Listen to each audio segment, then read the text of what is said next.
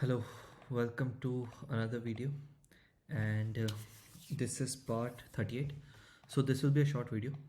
In last video we implemented this overall rating part, but we have to optimize this code a bit.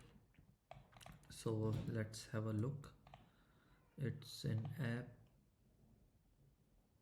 controller, properties controller 1, views, properties, show. So in controller we are fetching these reviews, right? So on database we are first making a query to find the property, and then on that property we are doing n queries to get all the reviews also. So this is a n+1 really sorry, this is a n+1 query problem. So to fix that we can use includes reviews. So what it will do is it will fetch all the reviews when it is trying to find this property ID. So it will end up resulting in one single query. Okay, we still have to use it because we have to go to that as an item, but the query is reduced. So let's refresh and we can see it's working. So that's one. And second is we mentioned not in show, in reviews we mentioned this default value as 0, right? But we can optimize this further. We can directly mention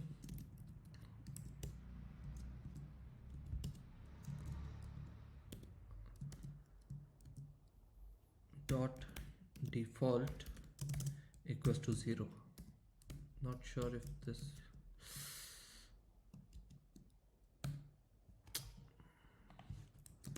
indentation thing is bad. And from here we can remove it, and let's try if this will work.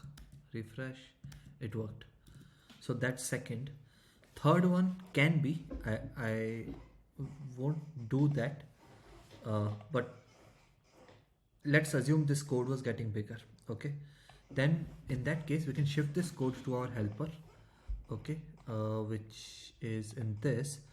By the way, we shift code in helpers only which is part of the view. Okay, like which is not that much logical part. Okay, it deals with only presentation. So those kind of code we shift to helper. But if something similar happens in, let's say, controller, those things would shift in our service folder, which won't be a part of app module app folder by default, but we can create that. Okay, long story short, in helpers we generally keep code related to views. Okay, so should I do that? What I'm thinking is why it won't be the best idea for us to do that is that if we create a class here, we create a function which takes this overall ratings counts and the property view count, and based on that it gives us the percentage. But in that case also we still have to pass this value and this value, and only the calculation parts get shifted. So it won't reduce our code in up to a lot of extent. It won't be that much beneficial. So because of that I'm keeping it as it is, and we have this we are keeping all these things as it is. And anything else? Yeah, that's it. In next video we'll see what we can continue, maybe the bottom part. But I'm happy with how we have implemented this. It looks good. It was implemented in a really good way. So yeah, if you have any better way, feel free to mention. Thank you. Bye bye.